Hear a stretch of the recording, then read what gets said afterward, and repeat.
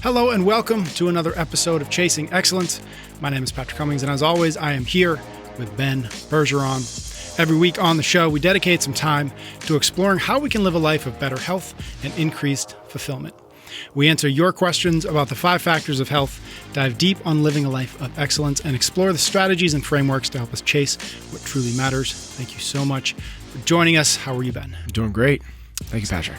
We've got in this episode, we've got some listener questions about CrossFit Gyms programming double strength, which I never really heard of that phrase before, double strength, plus a metcon.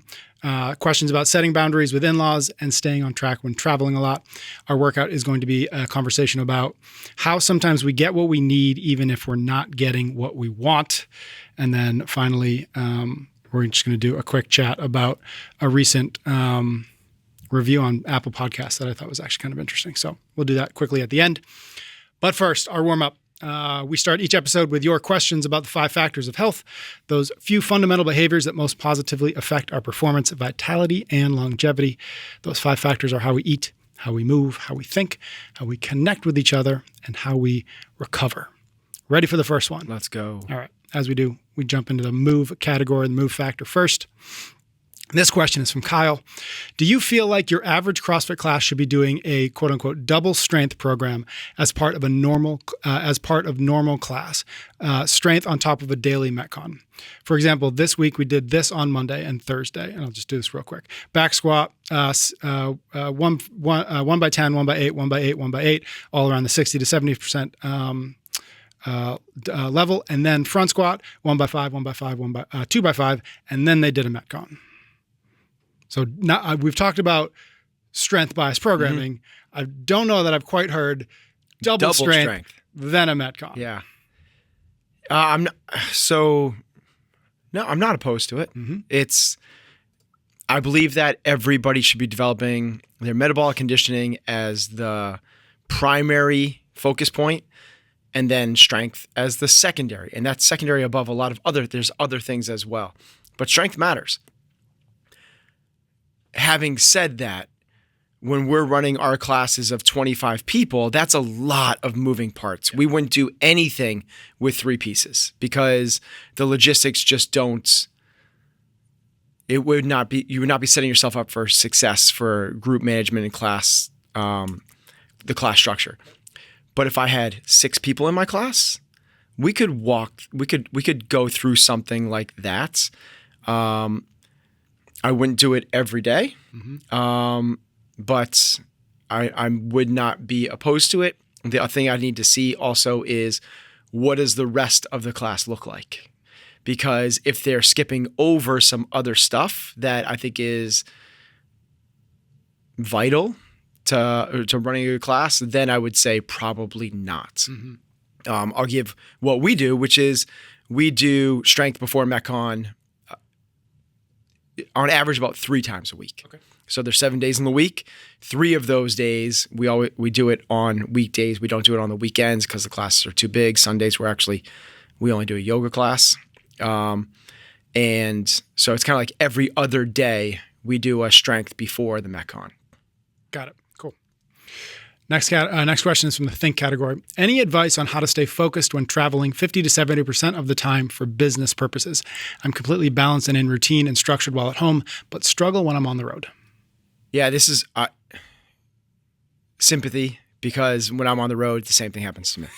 So, but it's not it might not be as impactful for someone like me who's on the road, a weekend, a quarter. So that's not a big deal if I fall off the rails for 3 days every 90 days. For someone that's on the road, the majority of the time, this is the routine. Mm-hmm. So it's the other, first thing I would do is, and you put in this, is flip it. Yeah. Your routine, you're 50 to 7% on the road. That's the norm. So you have to really work hard. It's first off, recognize this is going to be a challenge. Mm-hmm. This is harder than being at home. But then really work hard to set yourself up for success. And having done this a couple times, the way it starts with the night before. When you're traveling, because when you're traveling, you're not in your routine. You end up going to bed later because you're on a business trip and you're having dinner with colleagues, and then that turns into drinks or whatever it is, and you go to bed later. So then you wake up later, and there goes the routine. And or you have early morning meetings. The shortcut for me whenever I've done this is to be super disciplined, going to bed early. And that a lot of times that means cutting out of dinner early or missing parts of dinner so I can go to bed early so I can wake up extra. When I'm traveling, a lot of times I wake up earlier than when I'm at home because things on the road you're busy. You're traveling. You're there for a purpose. So you need to be somewhere at a set time. So I'll do what I can in my hotel room. I'll do breathing and yoga in my hotel room. Then I'll go down to the hotel gym. And that's a big, I always go to the hotel gym. I don't go to CrossFit gyms when I'm traveling because of the commute and the time it takes to do that and the hour-long class. And so what I can do in a hotel gym, I use the warm-up as part of the workout. We've talked about this before. But I'm walking down there and right away I'm picking up 5-pound dumbbells and doing some thrusters with 5-pound dumbbells as my warm-up. And then I'm building up through the whole rack, and that's my warm-up. And I built up this good little strength and stretch routine, and then what feels good after that when you have time for it. Yeah, it strikes me that on the road, at least in my experience, is the more, like we've talked about, win the morning, win the day. And that's certainly true at home.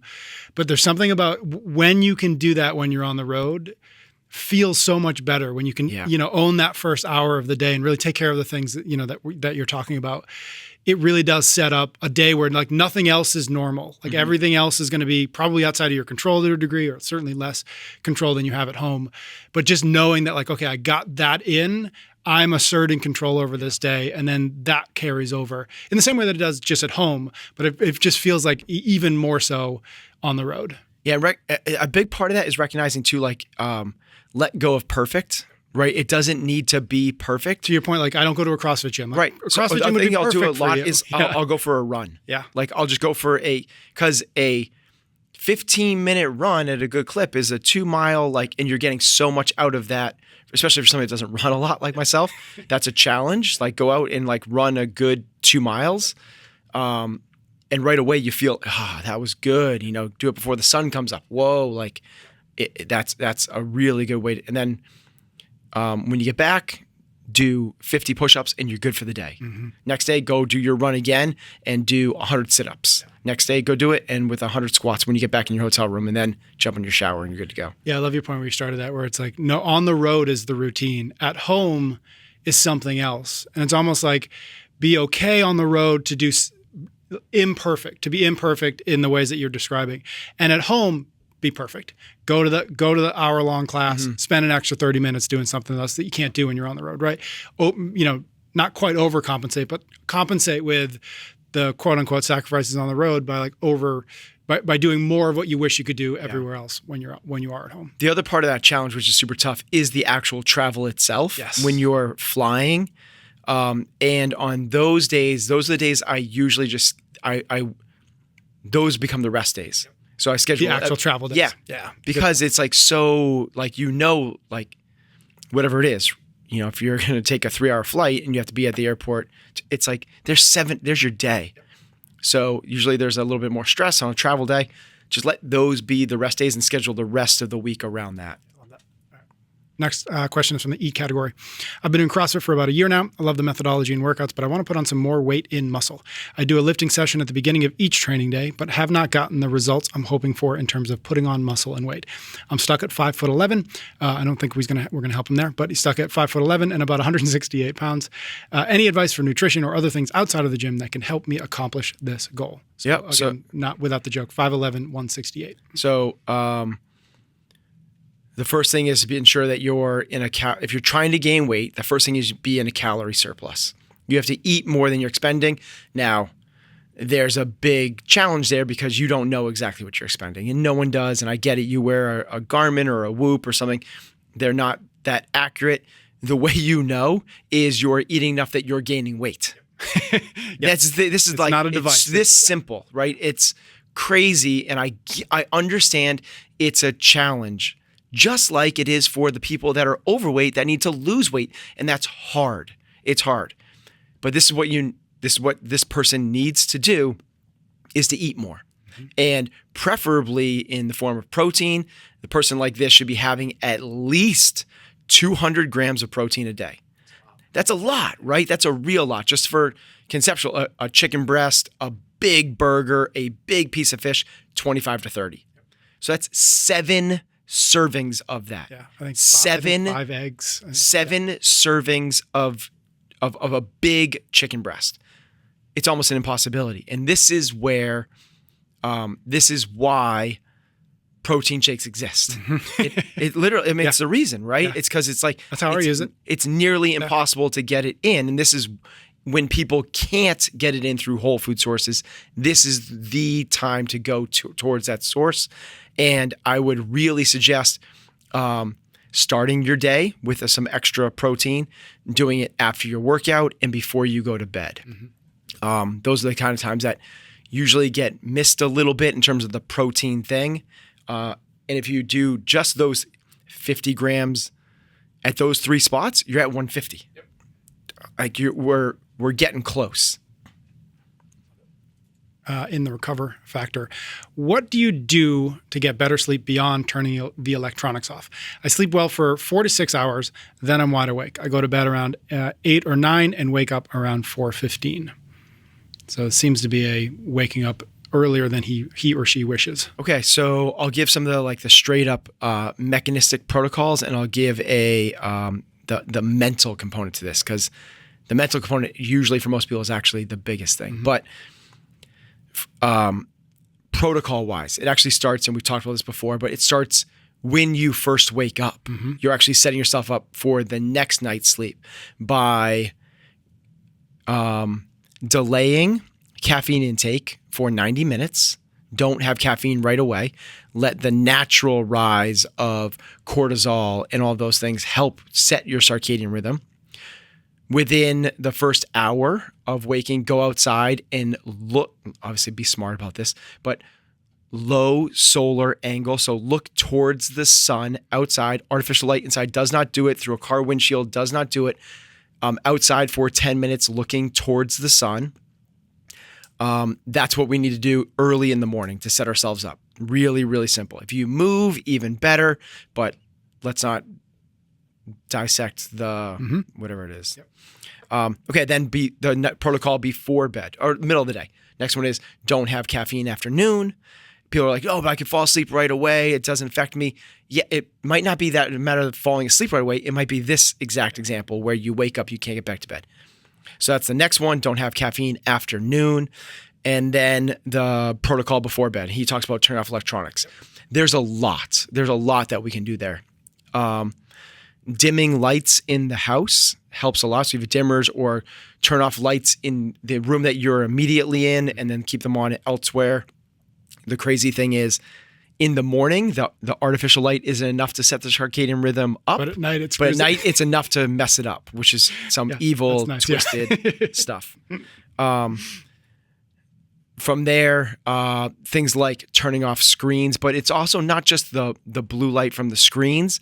It's any sort of stressing stimuli, right? Stimulus. So that's why things like a hot bath, it also has to do with your body temperature stuff, but things that just get you in chill mode. So some soft, relaxing music, a nighttime routine where you're teaching your body to wind down. Now, usually that has most of it to do with like getting to sleep, not staring at the ceiling.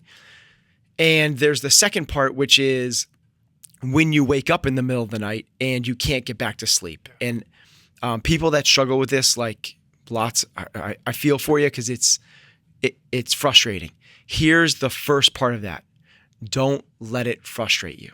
Like once you get into that, then what you're doing is you're getting this thinking, feeling loop, like, oh my God, now I'm not sleeping. And what happens is we wake up in the middle of the night for whatever reason. Your partner nudges you, you hear something, you get disrupted by whatever it is, you need to go to the bathroom, you come back and you're sleepy, you're tired, then all of a sudden there's this thought.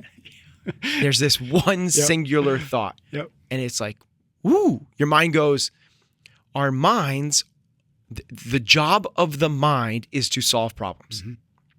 That's what it's supposed to do. And the mind goes, yep, okay, I'm on, let's go. And then once it's like, it starts to do its thing. It's like, well, remember that thing tomorrow. And don't, here's what we can do instead of playing that game is tell your mind, we're not playing that game. Mm-hmm. And when you feel that happen, this is like playing the inner game. First off, we have to recognize this and just say to yourself, nothing but sleep will serve me right now. Mm-hmm. Nothing but sleep will serve me right now. The task is to sleep like that, because what your mind's going to go is like, let's do this. Like, and your mind is even going to go like to the point of like, maybe we should just stay up. Yep. Like maybe we should just maybe do I this. Could go solve this problem. Yes. Now. Like maybe like, I know it's 3:45. Maybe I should start my day now. And anyone in their 20s is like, what the hell are you talking about? Right? But anyone in their 40s is like, oh yeah, got it. We need to repeat to ourselves, the best thing I can do for myself right now is to sleep. Mm-hmm. The job is to sleep. The job is to sleep. And without judgment, without like, you suck. Why can't you just sleep? Why is your mind do this? And that's the first part. And I'm not kidding. This is what I do because I fell into maybe a 6 to 8 month trap of I'm going to get up. I'm going to start going. I'm going to get going. Yep. God, that was a rough patch. And then I found this protocol. I can't remember, half from like different pieces. And so I'll just share what I do. The job is to sleep. The job is to sleep. Nothing else will serve me now. I repeat that 10 times in my head. And once I'm like, I feel like the brain is starting to agree with that, what I then do is imagine a spectrum, a line, and I focus on one point as far as I can with my eyes closed on the periphery on the right, and I focus all the way on a periphery all the way to the left and realize all this space in between, and I try to just allow myself to detach and fall back from the space in between. So focus point over here, that's your mind wanting to latch onto something and go, all the space in between, start to pay attention to the shapes behind your eyelids and just repeat slowly and calmly, detach, detach, detach. And when a thought wants to latch, what we're doing is like a meditation, right? And you're assigning your mind something to focus on besides all of the other things that it wants to do in chatter mode, which is your mind in just like fragmented in 1,000 different pieces. There's turbulence in the water. It's really messy. Instead, just go single point intention, but the intention is on detaching. Mm-hmm. And that allows you just to fall back. And when your mind goes like, this isn't working, just go, okay, it's not working. That's fine. I'm going to detach. Yeah, but like all these things you want to solve, and yep, but detach. And I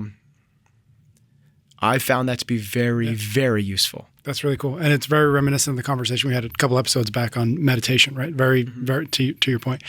That's super cool because I sometimes fall into that trap as well. Lately it's been though, because my 2.5-year-old comes in at 4:00 and wants to watch an episode of Curious George. Mm-hmm. And then I have to convince him that it's not a different conversation. It's not time for that. Yeah. All right. Love that. Last question that we've got no warm up is in our connect factor. And this is from Anthony. Our son is about 18 months old. And when he was born, we did not do a good job setting boundaries with grandparents. My in-laws are at our home almost daily, and it has really worn me down. My relationship with my mother-in-law is not good. Do you have any advice on how to set those boundaries now that we are 18 months into being new parents? Yeah, this is super challenging. Yeah. Right? Here would be a couple of different perspectives I would bring to this. The first one is 18 months is still really new. Like, you're 18 months into hopefully a full lifetime, and certainly hopefully 18 years, right? So you're one round into an 18-round workout. I love that. Yep. First round's the hardest. Yeah. So this is not going to last. That's the first one. Like, this too shall pass. And I know it's hard when you're in it, but your in-laws are not going to be coming over when your child is 14 years old. They're excited. They want to be a part of this. And my guess is they're trying to help. But you guys have different viewpoints on how to raise a child, and you don't get along with them in general. So the first thing I would recognize is the perspective of, this is a short time frame that will not last. When the kid goes to preschool, or most likely well before that, when they become a toddler, this will not last. The second thing is there's the potential for this to be a real asset, right? Like, a lot of other people would crave that help, crave extra hands and in-laws. And even, I understand, like, the relationship might not be solid, but having extra adult bodies can be helpful if you change perspective a little bit. Okay, that's like the Ben Bergeron-y type, like zoom out. This can be an opportunity, and then how do you actually like navigate this from a relationship standpoint? And once you get, here's my suggestion. Once you get good with yourself, and you get good with like, I feel like I can have this conversation without a lot of emotion and frustration and anything else that's inside, then I think that you can have that conversation, particularly if your relationship's not already good anyway. Yeah. That's what actually makes it kind of easier, because what do you have to risk? Right. If the relationship's poor as it is, there's not a lot of risk. It's actually harder if the relationship's good. Good, and you have this tension. Yeah, but there's this tension that you have. Exactly. So the risk is like you fracture the relationship. Well, you didn't. It's kind of like you have a tenuous relationship with a boss. That you don't like the relationship, you don't like the job. Like, well, dude, go have a conversation with the boss and be like, this isn't working out. Like, I feel ... and I would appreciate some extra boundaries in terms of, if they say no, then you'll leave the job. But I get it. Like, you don't want to fracture the relationship with your in-laws, but having a conversation about boundaries is not outside the norm. This is a conversation that can be had, but it does take some tact on how to get there. And the way I would approach it would be, first and foremost, recognizing what they're doing to help. Yeah. And get on the same side. So if you come in going, you're not recognizing how much we want to raise our kids this way, and you want to do it this way, you're already at this butting heads. I always think that the way you start a conversation matters the most, and just some language maybe to help along the way would be something along the lines of, I'm hoping that we can just have a quick conversation. You've done so much to help us over the last year and a half. I'm so appreciative of how much you want to be a part of this family and how much you've done to help my wife and I raise our kid to this point. You are a family first family like we are. What I'd love to be able to do is just create some clarity around what your roles are and what you expect versus what we think the role of the grandparent is and what we expect. And I think there might be some ambiguity there because we've never even had that conversation. And I think that might be helpful for both of us. And then you have an adult conversation about what you think the appropriate fix is. Like, maybe it's better if you don't come over to the house before we're awake. Like that's cool. Like that's a normal thing. And just have like an unemotional with a solution-oriented mindset. Because if it's about airing your grievances that's probably going to get messy. But if you're here to try to literally make the situation better for both sides, not just you, then entering the danger conversation would be appropriate. Yeah.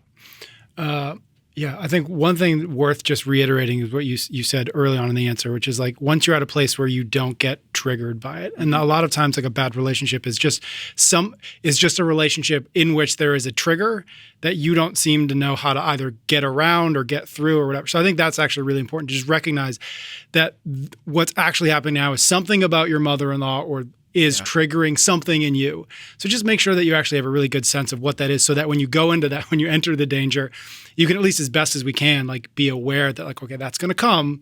And my job is to figure out how to do that.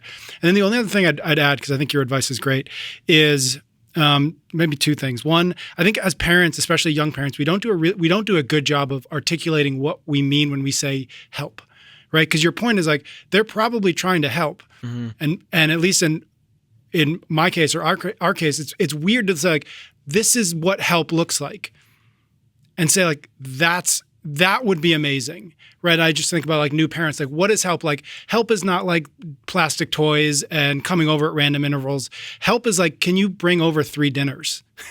That's helpful, right? And so first getting really clear with maybe your parents or your parents-in-law, like how do you need help? Like in what ways can they help? Because absent of that, they're going to do whatever they can do in the hopes of it being helpful and just defaulting to whatever that might be. And then the only other little thing is 18 months is like a really interesting transition period. And Anthony's whenever this question came in, assuming that they're around that, that's actually really good. I don't want to say it's an excuse, but it's a really good point to sit down and say, okay, we got through the really hard point. 18 months, like we feel like we can take a deep breath. And thank you. Yes. And now now that we feel like we're getting a little bit more sleep, from and we can infant to toddler. Exactly. Now we're toddlers. Now here's kind of what we're thinking about trying to do here, and here's how you could help us in that process. And again, just kind of putting some constraints or some boundaries to the point of the question about boundaries. It's just like actually just like introducing those boundaries and using that transition period between 18 and 24 months, whatever, 32, 36 months, as the like, hey, we just want to sit down and talk to you about this because we've been thinking about it a lot. So, all right, parenting. We can talk about that for a while. All right, well, let's get into our workout. We have a question from Quinn. What have you and Ben experienced in life that wasn't what you wanted or planned, but was what you or your soul needed? Oh, so much. Almost everything. Right? But that's like... and this is stuff we've talked about before, but I like the pointedness of this question. I like the idea of like, let's actually stare at it as what that is. Okay. So what is something that we didn't want to happen but did happen, something that was good for us? We experienced in life that wasn't what we wanted or planned, but what we ended up needing or that our soul needed. Well, okay. So I think most people know the story of when I graduated college. I went into work in finance, and I was studying for my CFA, Certified Financial Advisor. And it's a pretty rigorous test, and that was the path I was going to go on. And I took it as far as I used my vacation days to go and like sit in a library and study for this test. And this was my career path. I was going to go and do this thing, and I failed the test. And when that happened, I got the mail that's like, failed. That's why I remember it anyway. Fail mail. And I cried. Yeah. And I was so bummed that I didn't have what it took at that moment. But like a lot of things, hindsight being 2020, like what an amazing thing. Because this actually was like the thing of like actually made me question, is this the thing that I want to do? And I can remember my mom saying at the time, like, this might be a good thing. Mm-hmm. And me being like, what are you talking about? Yep. Like, so that's one that pops up to mind really quickly, but then there's all like so many different things. I then go and start a business and train up these employees and pour my heart and soul into making the best coaches that I can possibly be. And after 2 years, when I finally get them to the place where I feel like comfortable, like them, like being a massive part of the organization, they give me notice that they're leaving to start up their own gym right down the street and pop it up. That has happened between the employees and the membership 20 times to me. Mm-hmm. And every time it's one of these things, like it kind of guts you because, wow, I invested so much in this. And now, yeah, I know what's going to happen now. You're going to take, 5 to 20 of our members. And,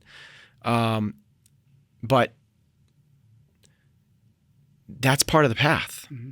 And understanding that it's when you're in it, the immediacy of being in it is always so challenging. Mm-hmm. But as we said earlier, like this too shall pass. And on the other side of it is growth. And the growth from the failing the CFA test was, perhaps this isn't for me. Maybe I should go and look at something that's a little bit more fulfilling. Mm-hmm.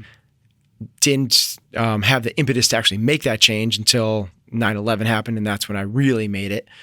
And then in terms of the employee stuff, it's just accepting reality. Mm-hmm. That's what the growth is understanding this is a part of being a business owner. You can't, as a affiliate owner in a CrossFit, you can't create careers for people that want to have a certain level of financial security. Yep. Unless you create some sort of business within the business, which can happen where you incentivize people on a personal training, rev share, or people building their own business inside of your business. But the traditional model where you coach, you give people a salary, you can only pay them so much, and then there's a ceiling, and then your business doesn't operate that way anymore. At that point, you either need to give up your equity, you need to do some sort of like massive profit share, and even that has a limit because the next person comes in, now you're dissecting, the mosquito even farther.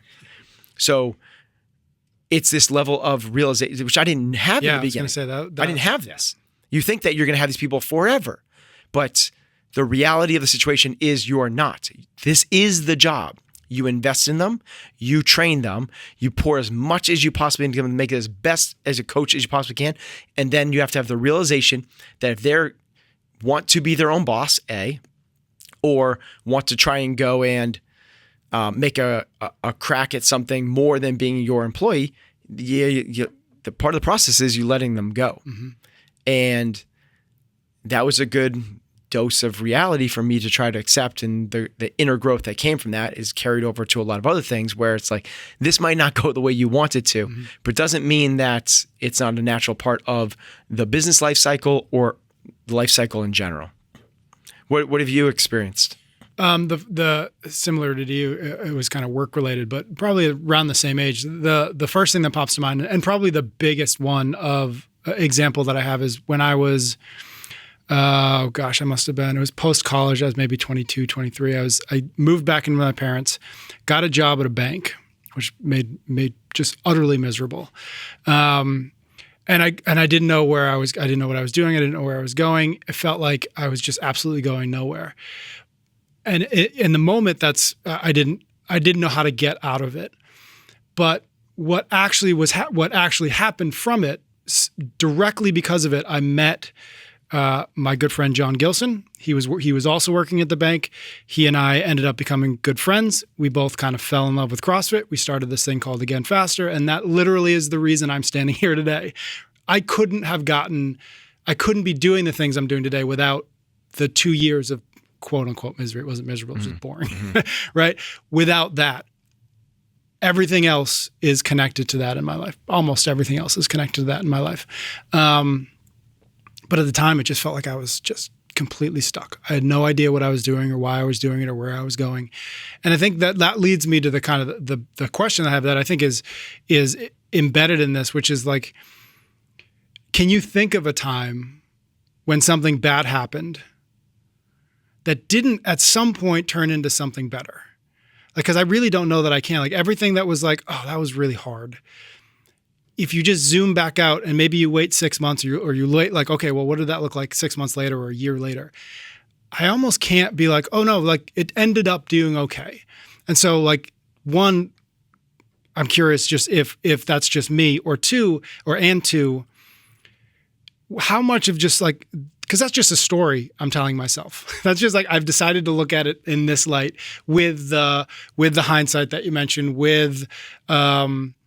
without the emotion of the moment, right? And so to me, that's the interesting question, which is like, can you actually point to a time when something bad happened and it didn't at some point, if you were patient enough, turn into something good or bad? And then is that just like, do we just need to do that because that's the only way we get through the world, is by telling ourselves the stories we need to tell? I think that the key point of what you said there is with enough patience, because there are some pretty horrific things that happen to people that are really hard to justify. Why is this happening? And we might not even have, it might take a lifetime or beyond, or we might not get the perspective at all, right? So whether it's abuse or having a sick kid, like that's one that like, how does like you ever justify that? Like a really sick kid who never had the chance to like even have karma affect them in any way, like, or you know, on an extreme macro scale, like something like the Holocaust, like what's the good that comes out of any one individual experiencing that? And you know, Viktor Frankl has talked about this, and as a 4-year survivor of Auschwitz and some horrific, terrible things that. But even that level, he was able to bring some perspective to, and I think it all comes down to if somebody is answering like, no, Patrick, you don't get it. This happened. I think that, and there's no good that's on the other side of it. It's that we haven't had enough space. We're still in it, and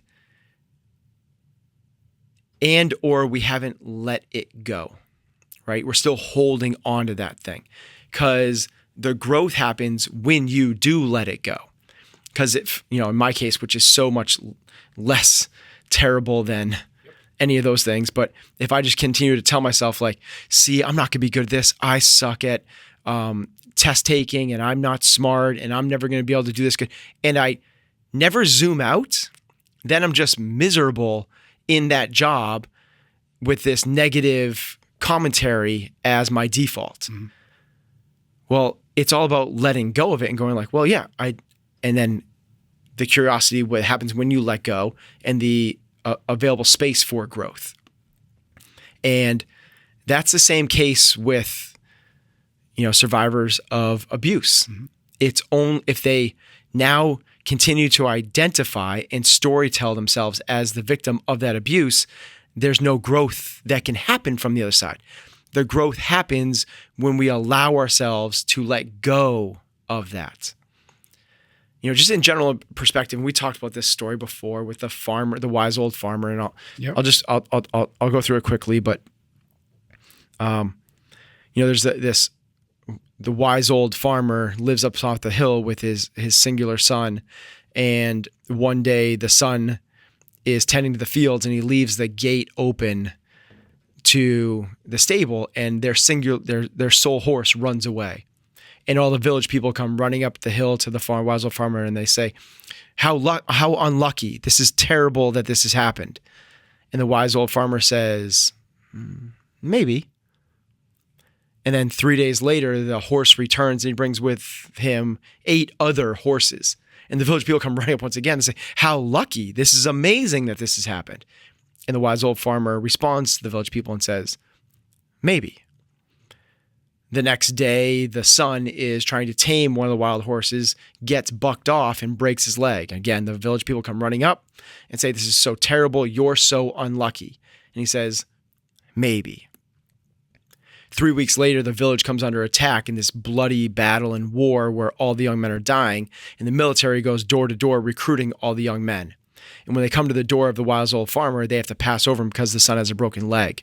So he can't go off to die in this battle.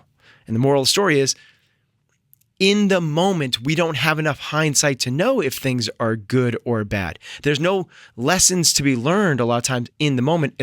But the trick is, the hack is, can we just step back a little bit and allow the learnings to happen? If the wise old farmer had assigned meaning to those moments the same way that the wise old farmer had, well, now you're living at these massive extremes. You're living on one end of like this, oh my God, like what the, like yelling at his son for leaving the gate open and all of the drama that comes along with this and the blame and now the relationship's eroding and all the rest, as opposed to, instead of being at that end, just sitting at the center. It's okay to fluctuate a little bit, like, dang, like the horse left. This might be a rough couple days or weeks or whatever it might be until we figure this thing out. But the idea is that to move forward, we need to stay centered. And the more centered we are, the more of an opportunity we have for the learning to take place. And that's where the growth happens. And if we're having trouble learning from an event that did not line up with our expectations, it's a good it's a good litmus test. It's a good highlighter for us to show like, hey, whoa. Like maybe you're assigning a little bit of extra meaning to this. Maybe you're storytelling a little bit. Maybe you're dramatizing this thing. Maybe you're having a hard time of letting go. Because if we're not learning, we're not letting go.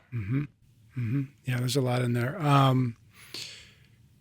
Have you found, I imagine you have, but have you found that the when those things happen, whatever those things might be, the thing that happened that you wish didn't happen, do you find that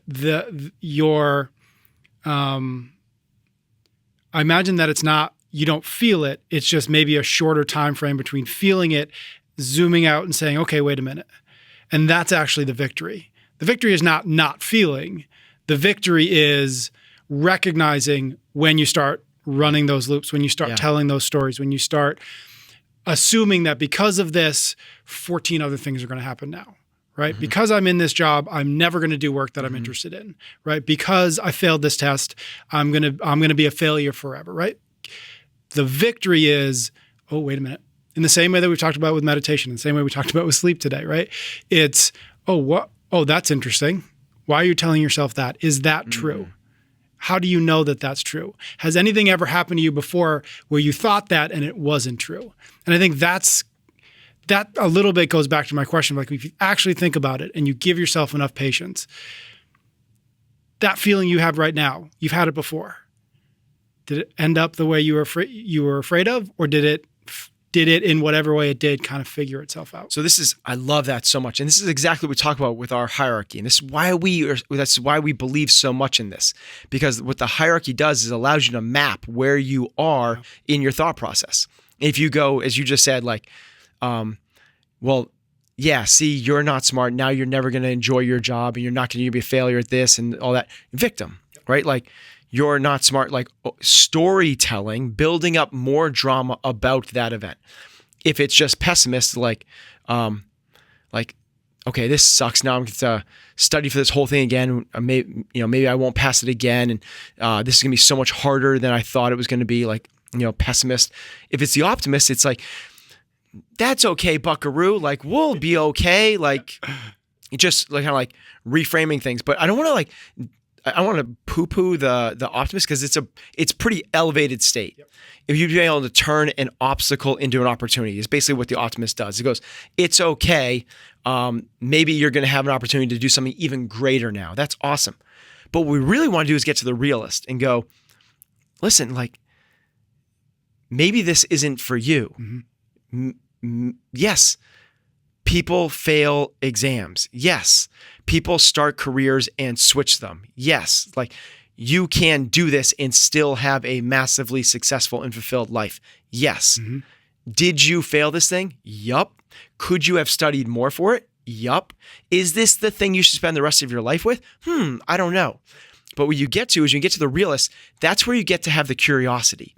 Everything else is framing. Everything else is just storytelling about it. There's not a whole lot of lessons to learn when you're staying in the victim mindset, the pessimist, or even the optimist. Because the optimist goes, it doesn't matter. It's going to be okay. The realist part is the one where now all of the learning can take place. That's why we want to get you on that side of that spectrum. And hopefully you get to where you were just talking about, which is that warrior mindset where you recognize it happening. That's what the difference is. Not only does the realist recognize that good and bad things can happen in your life and why bother labeling them, but what the warrior does is goes, cool, I'm in that moment. I'm in that moment right now. I recognize that I'm having a hard time letting go of this. There's going to be so much inner growth from this. I need to sit and play with this thing because it's not about fixing the outside.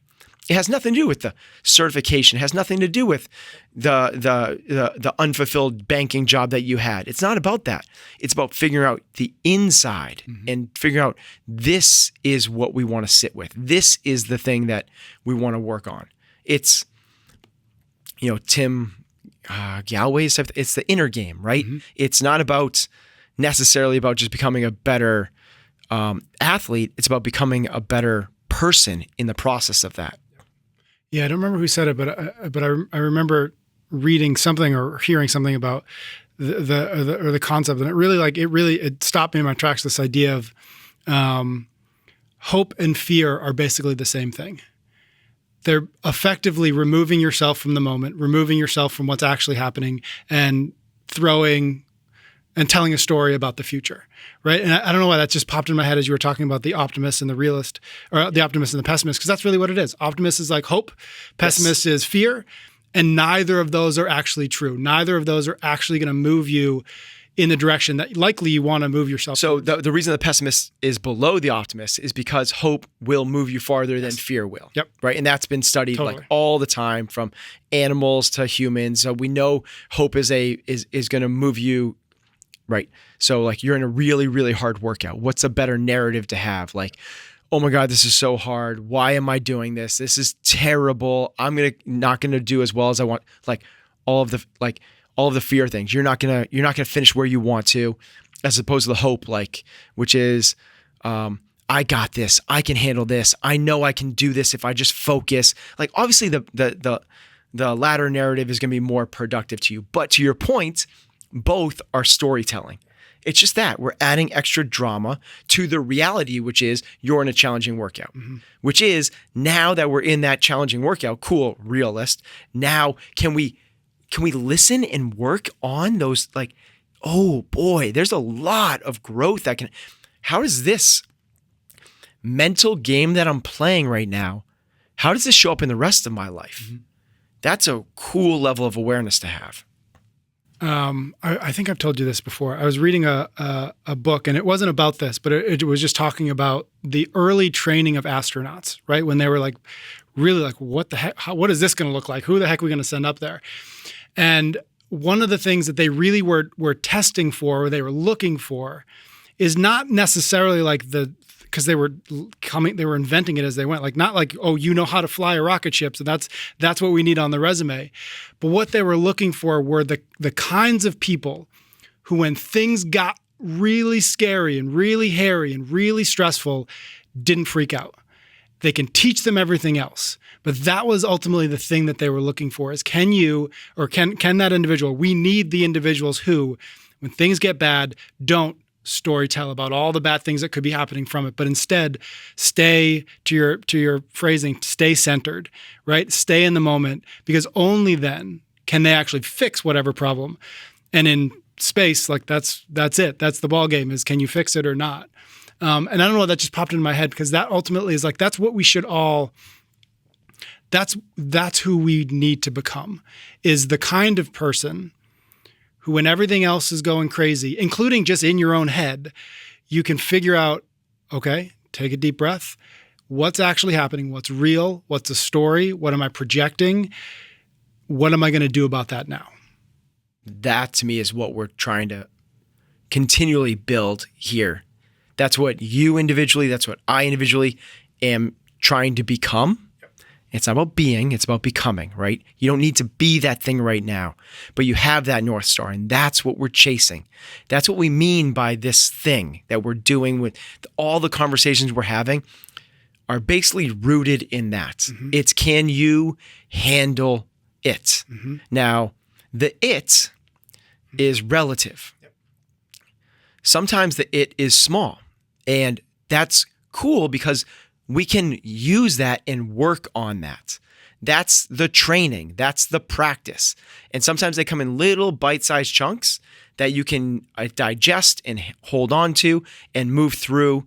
Sometimes they're bigger, more challenging chunks, and sometimes they're too big and we can't handle it yet. Mm-hmm. If I'm in a rocket ship and there's sirens going off and they're going, I'm probably not gonna be able to handle that like those astronauts. Mm-hmm. But when I'm scrolling through social media and someone says something negative about me, that's a medium thing that like, ooh, I felt that. Mm-hmm. That's weird that made me feel that way. Can I work through? Can I let this go? Can I not let this distract me? Like, I have a job to do, which is to live my life to the fullest. Mm-hmm. Can I not let this pull me off center? That's the medium thing. And then there's the smaller things like I'm coming to the gym and there's the workout that doesn't line up with my skill set. And I'm like, oh, I'm going to do crappy today. Okay, like, dude, get over it. Like, go and do your thing. Like, go train. All right. We'll move on from that. Thank you, Quinn, for the question. If anybody out there wants to get a question in the queue, either for our warm-up or occasionally I obviously pull them for our workout, just find me on Instagram, PS Cummings, drop me a DM. I'll add it to our list. All right, we're going to do a quick shout out and then get down to our cool down.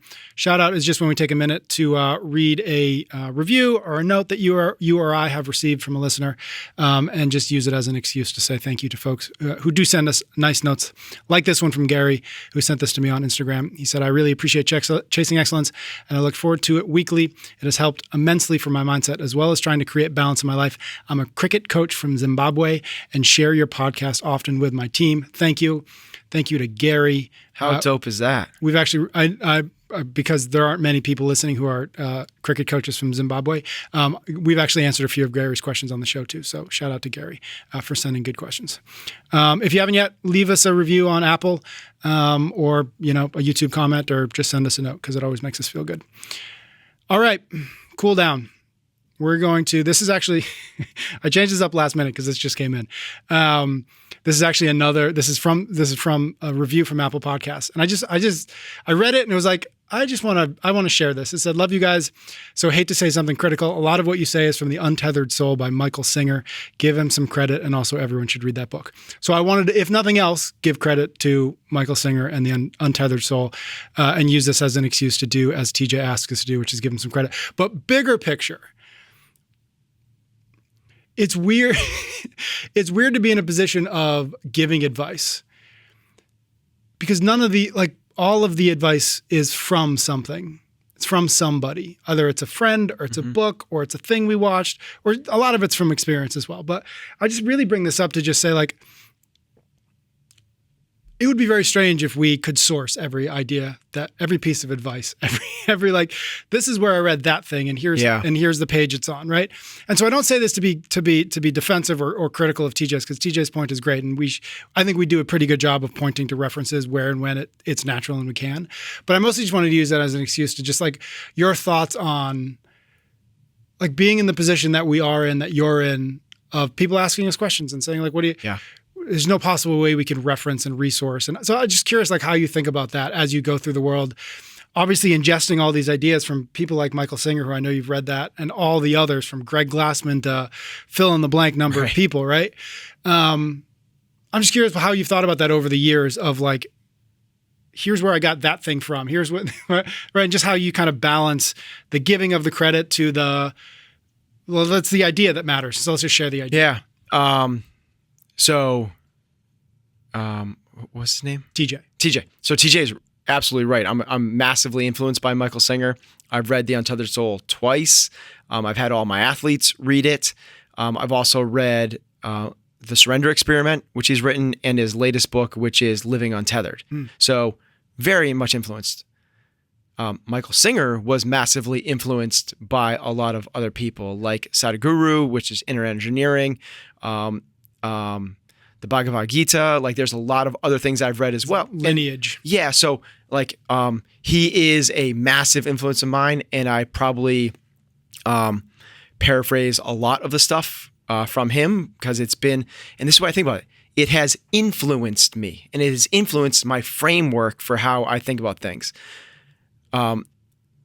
We had the hierarchy of mindset before I was introduced to Michael Singer, but oh my gosh, when I find those things, I go, look how this lines up with this. And that's what we're trying to do, is take all of these influences and put them in our framework, which we're piecing together through all of these different things. Like, we have Nate Zinzer on with Confident Mind. It's like, oh, look how this builds into the framework. And then we have, I'm totally blank on the name, Words Matter, Words Are Spelling.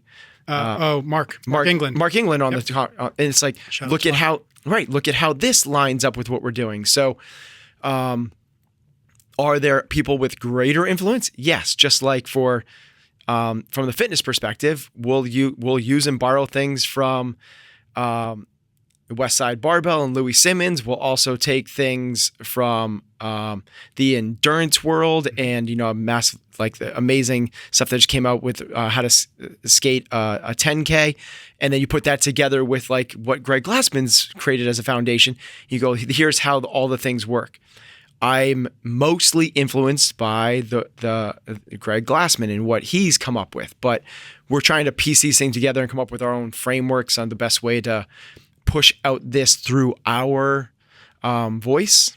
But TJ's spot on that I